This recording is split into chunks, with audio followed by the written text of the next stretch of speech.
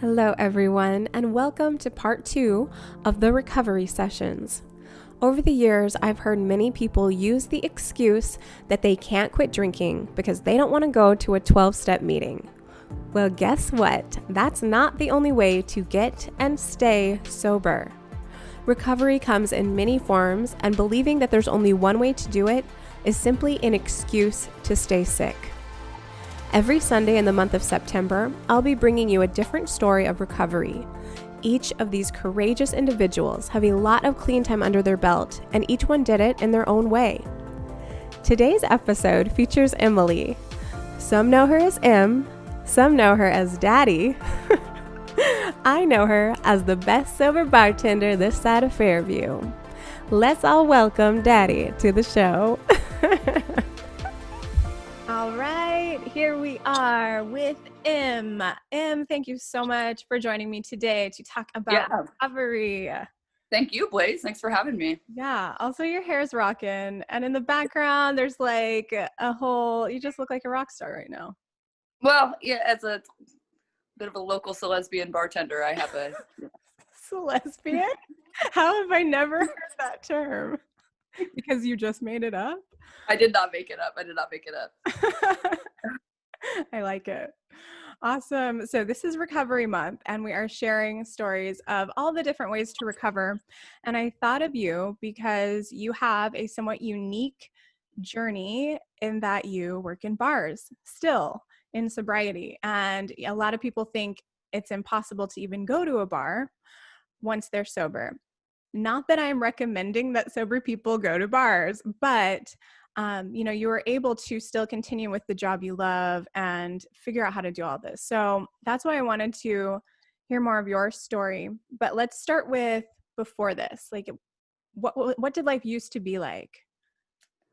Life used to be like I would have to make my plans, like anything that I was doing, even during the week. Life was like making my plans around like how much I was going to be able to drink or how much I was going to be able to party and, engage in other sort of illicit activities. And every day was like planning. I was always like planning the next day, like, okay, well, I'm going to do this tonight and I know I'm going to do it. And I'm going to prepare for what my tomorrow is going to be like. So I was always sort of borrowing time from the next day in order to like bank that toward what my plans were for the night. As a lot of people would do, I would go out and be like, well, I'm just going to have a beer. I'm going to have a beer with my friends and then I'm going to go home. And then I would have a beer, and then one beer was fine. And if I had walked out the door after one beer, that would have been great. But once I would hit that 2 beers, that was it. There was no question, it was, 2 beers or 2, glasses of whiskey or something. It was always just when I hit that 2, I would always say that 1 drink is fine, but 2 drinks is 9. And I was aware of that. I knew that was going to happen. And, my best laid plans were always that I was just going to go, have a drink, after whatever event that I was going to with my friends and then go home. And that wasn't happening. And it got to a point where that was never happening. So yeah, that's what my life used to be like. It was always making my plans around the next time I was, going to get wasted. And that was it. That was what controlled my life. Yeah. Well, and so at what point, like what happened to make you kind of open your eyes and go, maybe I don't want to do this forever? Sorry, my cat's knocking things over. Oh. Mrs. Kitten Paws, you're being naughty. Mrs. Kitten Paws, continue. So when it got unbearable to me, it was, I was working, I'd gone and I was working in oil and gas for a few years, and I had just sort of gotten out of that and gotten back into bartending. And so I was working at nights. I was like working all night, and people, like, I was the party manager, so people would want to come in and buy me drinks and hang out with me. And so many people were buying me drinks that I was like, after work, I was going and engaging in other activities. And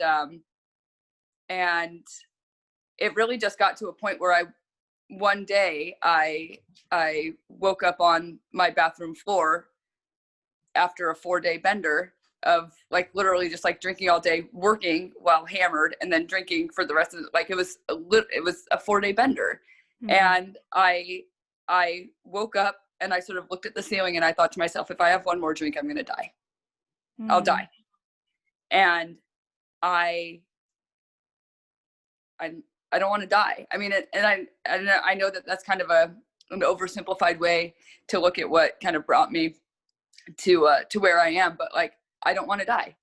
I want to live. And everything that I was doing up to that point wasn't living anyway.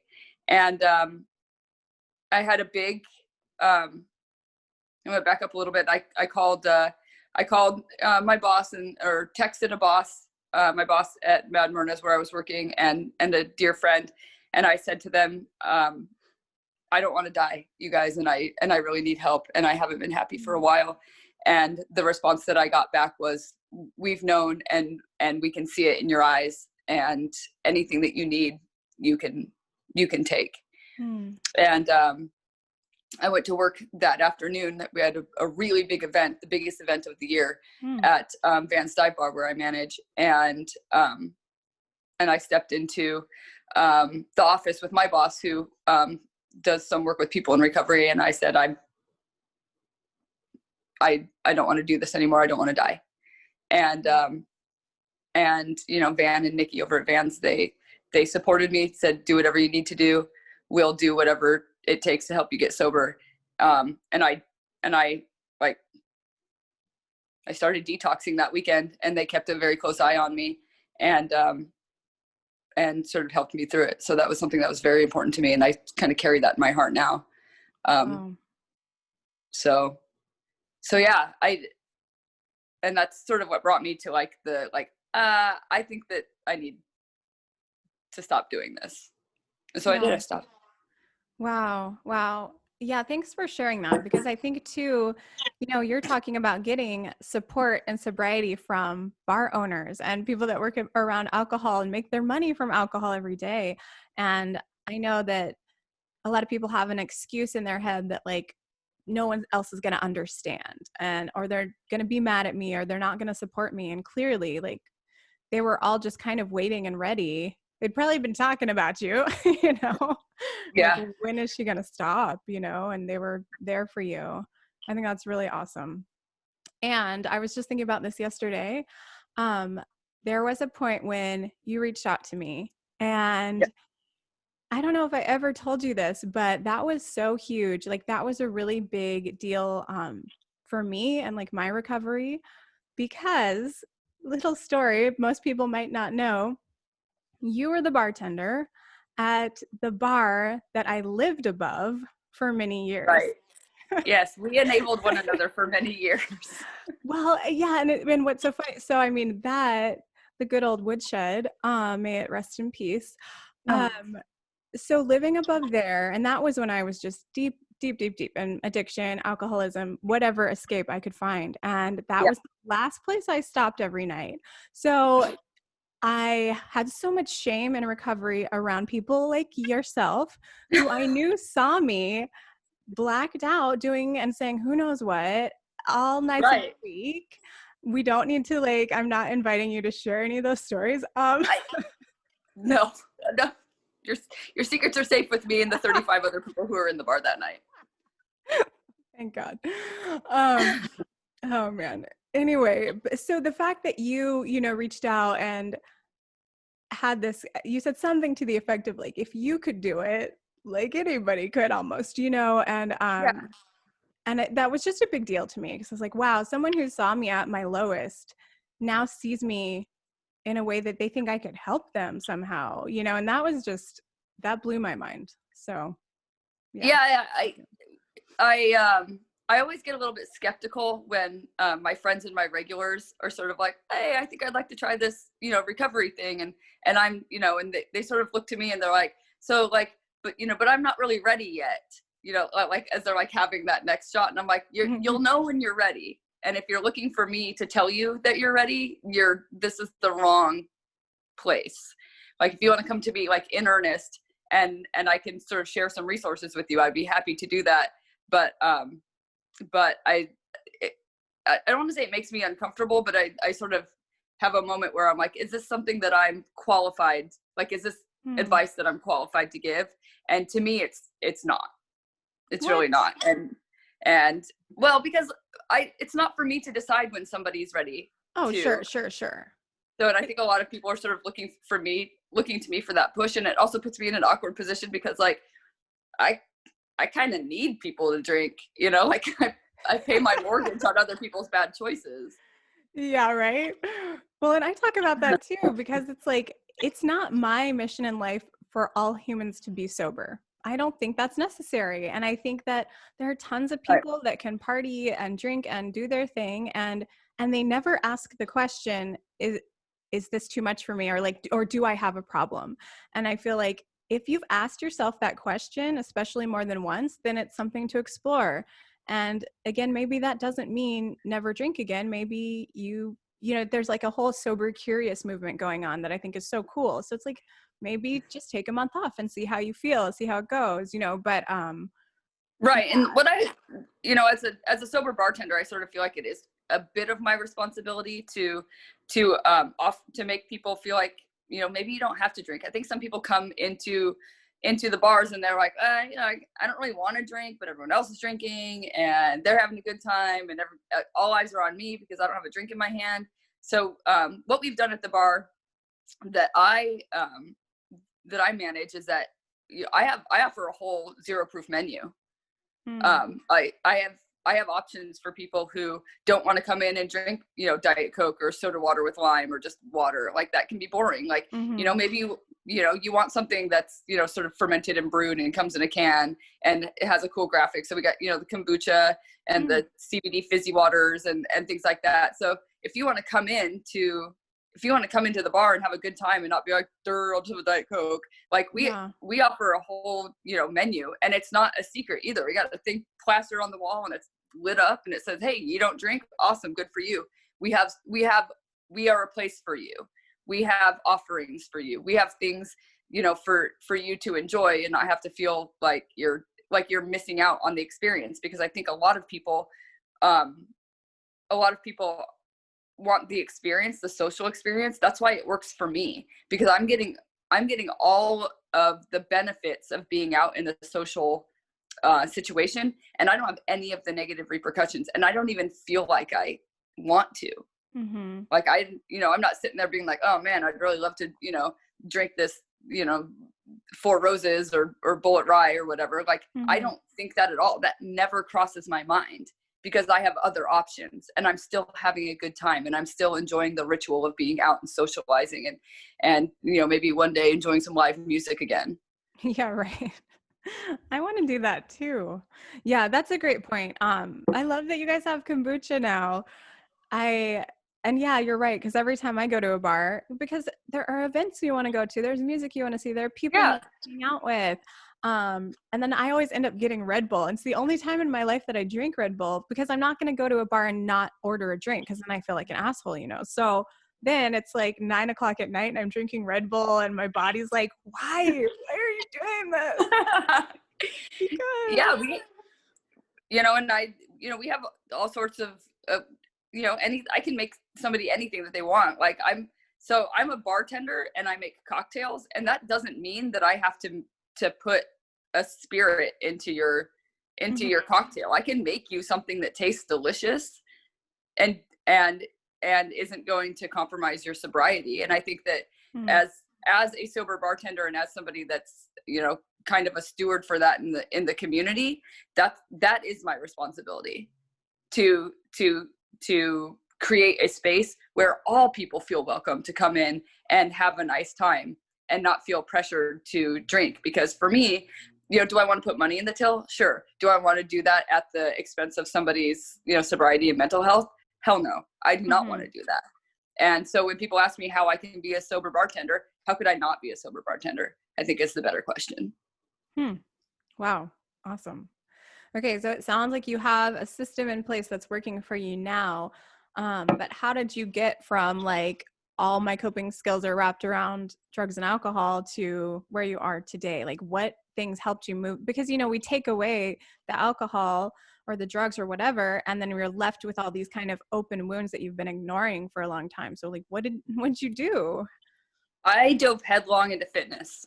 To the point where certain people in my life were like, are you replacing your addiction? Because now you're just annoying. Before we were concerned about how like maybe like we were concerned about how like your substance use and misuse. But now we're just annoyed with you talking about like your, you know, endorphin high from the, 45-mile, bike ride that you did this afternoon. Like, so, which is fine with me. Like I would rather be annoying than dead. So, yeah, I really dove headlong into fitness, and sort of being kind to my body. And I sort of feel like I owe that to my body. I spent 20 years being awful to it, by putting poison inside it and up its nose. And, just, yeah, decided to start being really good to my body. So that's what I did. I got into fitness, and I'd always told myself that I was going to do, AIDS life cycle. And so I did it. I started doing that, which is a 545-mile bike ride from San Francisco to Los Angeles, and I'd always told myself that I was going to do it. And then I just was like, well, I have all this energy and free time and extra money. So, yeah, I'm going to do it. And I started doing that. Yeah, that's so awesome. I've seen all your posts. I mean, it just looks so badass and and fulfilling, for you. I mean, it just looks amazing. Yeah. And it's a way that I can sort of be good to my body and challenge it. And it started out as, I just want to see if I can do this because it's a really difficult thing to do. And then it turned into a way to sort of honor, LGBT brothers and sisters who are living with HIV and AIDS, and finally do something good for my community after taking and taking and taking and taking for so long. Being able to give something back and do it in a positive way and do it in a way which sort of feeds my soul and helps other people was definitely a way to kind of celebrate my own journey into recovery. And it's such a great metaphor for, what we do as people in recovery. There's days when you're, smooth sailing flat road, and then you're hitting that hill, and you think maybe I can't do this. And every crank of that pedal is just sheer will. And there are days even, I talk about how sort of easy it was to just transition from an addict and an alcoholic into, a person that's all about their fitness. But there are days that I don't want to do this. I don't. There are days that I lay on the floor and I stare at the ceiling and I think, God, it would be so much easier to be at the bottom of a bottle right now. And it's just that sheer will and that reminder that every single day, everything that I do is making me stronger. Just like every time I'm on a hill with each pedal crank, I think to myself, this is making me stronger. And I do that same thing on those days when I feel like maybe, taking a vacation from my sobriety would be a good idea. Right. Yeah. Yeah. And, and your friend's concern or like just diving hardcore into fitness. I think about addictive personalities like ours. And I used to try so hard to wrap my head around moderation and balance. And I'm like, I understand the definition, but I do not get it in practice. Like it's just never happened. And I finally was like, you know what? It doesn't need to happen. Like, that's not how I'm wired on a good day or a bad day. So where am I going to put this energy? And so I feel like people with an addictive personality have a freaking superpower. It's like when we want something to happen, we're going to make it happen. And we just have to, do that in the wrong way for a long time. But you put it towards something good for you or others, and it's still going to happen in this obsessive, fast, chaotic, and amazing way, So it's okay. Right. If some is good, more is better. That's sort of how I've always operated. Yeah. Yeah. Which it does become a problem in certain situations, but that's how I feel too. That's how I feel. I see something, I want it, I go after it, and I get it. Right. I think Ariana Grande has a song like that. See it? Okay, I'll stop. All right. So bartending aside, I think, again, thank you for sharing all of this. So like vulnerability takes courage and it just transforms other people's lives so quickly. So thank you for doing this.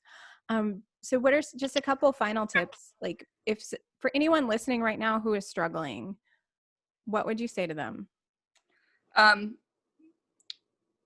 would say that like recovery is possible, and I think a lot of people think that it's not possible, and 100% it is possible. And whatever that journey looks like for you, I eschewed AA.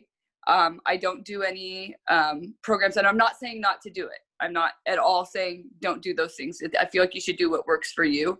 Mm-hmm. I really leaned on my community and the support that my friends and family offered to me, and I'm insanely fortunate. Like my fortune is outrageous. I'm insanely fortunate that I had the support system that I had, and so I was able to eschew programs. And so the first thing I would say is sort of take an assessment of the support system that you have around you, and you might really, really be surprised at the people who are supportive of you, and it might be even people that you didn't think. So really take an assessment of the people who are around you. If you don't have a support system of family and friends and even just people that care about you that in the community, then reach out. There are resources. You can find recovery programs. If the AA model doesn't work for you, there are other programs that are available. And I say 100% I don't want to say get into one of those, but do your research and find something that works for you. There are definitely resources available. Recover Alaska's website is phenomenal. It's a wonderful resource to find what might work for you. So just take an assessment of your surroundings, of your support system, and if asking for help from the people who are nearest to you isn't something that is available to you, then ask for help from the I don't want to say the plethora, but there's a lot of resources out there, especially in Alaska, for people who are suffering with substance misuse disorders. Awesome. Yeah, absolutely. Recover Alaska is partnering with me for all these podcasts. So nice shout out. You didn't Wonderful. even know. So yeah, I mean, I'm going to have resources and links, along with this, but I definitely echo that. And the idea that, there are different ways to recover. You have not done AA and you're not interested in that. And yet here you are. So how long have you been sober? I have been sober for 2 years and 4 months. Amazing. That's awesome. Yeah. That's so awesome. Yeah. So, and I know you're not saying anything against any other way to recover, but I think it's important for people to know that there's more than one way. And I think that a lot of people might not get into recovery because they think that there is only one way. And I think that's what's really important. For that's kind of the message that I'm trying to get out to people is that there are 100 ways to recover, and every story of recovery is so deeply personal that you can't just fit one model. There is no one size fits all for recovery. So I took kind of a cafeteria style. So it's something from this program and then something from this program, and that's something that I could do. So I'm gonna do that. And my lifestyle is what I do for a living. I didn't want to quit what I do because I love my job. I quit doing another much more lucrative job so I could do this job. I love it. And with the AA model, I just wasn't going to be able to continue to pursue my career path. And so that's really one of the main reasons, or the biggest reason why I eschewed that model. Because I still wanted to, I still have to sometimes put alcohol in my mouth. I'm a purchaser for my company. And so for me, a straw test and spit, because I need to know if I'm making a craft cocktail, I need to know if that tastes good. I need to know if that's something. And I know that there are some people who are in recovery or who have substance misuse disorders that center around alcohol that can't do that. And I'm not suggesting or promoting that for people who can't do it.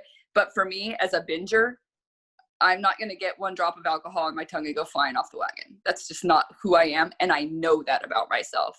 So I can, I can taste a sip of beer that a distributor wants me to sell and taste that and say, oh yeah, that's something that my customers would be interested in, good job. Sure. Let's make a deal. But, and I know from talking to you the past few years, like you're very honest with yourself. And I think that's the biggest thing is, because I've done the same thing where I thought I was fine because I didn't drink my whole pregnancy. And afterwards I'm like, well, I guess I'm cured. Let's go have a drink. And I took a drink and it was like tunnel vision. And I'm like, oh, damn. Okay. I'm still okay. Well, I tried, so but it takes that being really honest with ourselves. And so, yeah, I know that. Yeah. I think a lot of people drink because they don't know themselves or they don't want to know themselves. And the one thing, the biggest thing that I learned about, or the biggest thing that I take away from my sobriety right now, and that changes a lot, it's very fluid, is that I really, really know myself and I'm awesome. I'm fun to be around without alcohol. In fact, I was talking to a little shout out to Mad Myrna, to Chris Jones and Mad Myrna, I don't know, probably about a year ago. And he said, you are so much funnier and so much more fun to be around now. That's good. And and as somebody who socializes for a living, that is good to hear. And then it makes me think, holy shit, I have X amount of years of bartending and being like the world's biggest shit show. Like I must have been miserable to be around. I don't even know how I kept my jobs. So it's really nice to hear that, to hear people say you're a lot more fun now.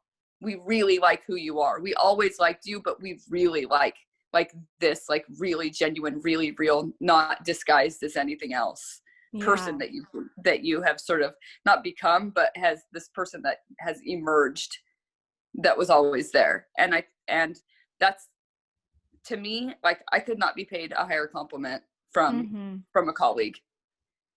Yeah, I love that. And I love hearing you say that about yourself.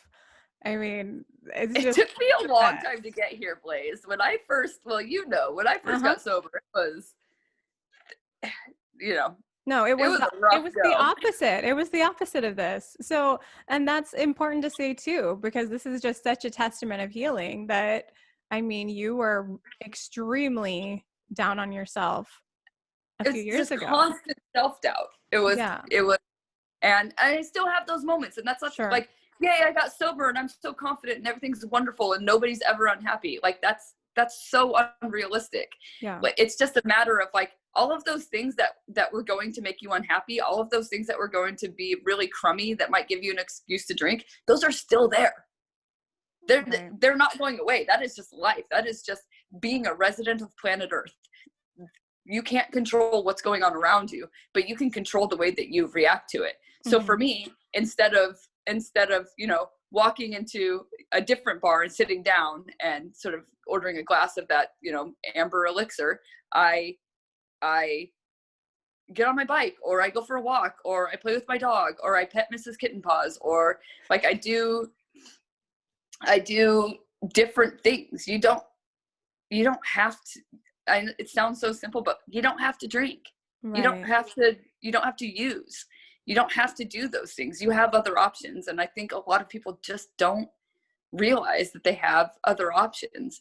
And getting even, after that first day of sobriety, just getting to the next day and then getting to the next day until you've banked a whole bunch of days behind you. And you can look back at that and be like, wow, man, like I did that. That was all me.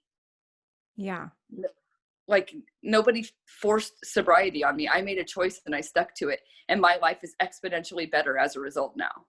Right. And so for me, like anytime that I'm even at work and I'm bartending and I've got I've got somebody who's, you know, having a really terrible day sitting at the bar, like across from me, and they want to buy me a drink. And I, you know, I'm super honest about it. I say, you know, no, thank you.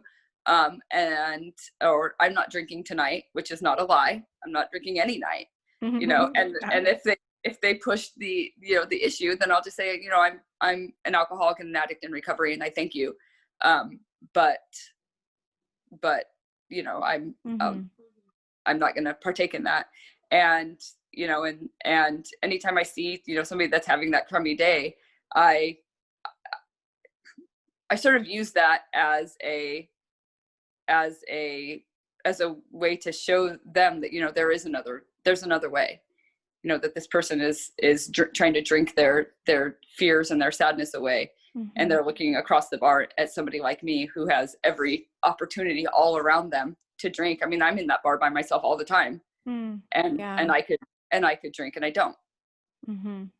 Wow. So I do want that to be an inspiration, and I don't have to talk about it, and I don't have to, you know, proselytize to people.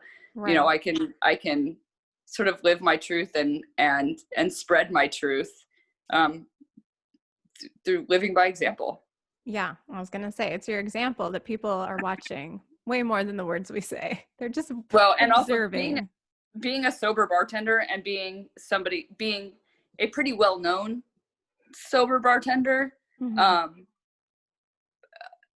aware that all eyes are on me, and I'm aware that people are watching me and sort of watching to see what I'm doing. And, you know, when I straw test, everyone's like, you know, like, right.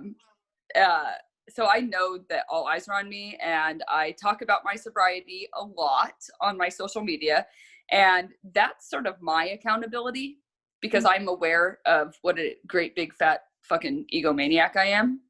And I'm very ego driven. Yeah. It's who I am. It's part of that self-awareness. And so a big way that I maintain like control of my sobriety is that I do not want to make the announcement, which I would have to do because people follow my sobriety on social media. I do not want to make that announcement. Right. I do not want to start back to zero. To me, like guilt and shame are part of the human condition. So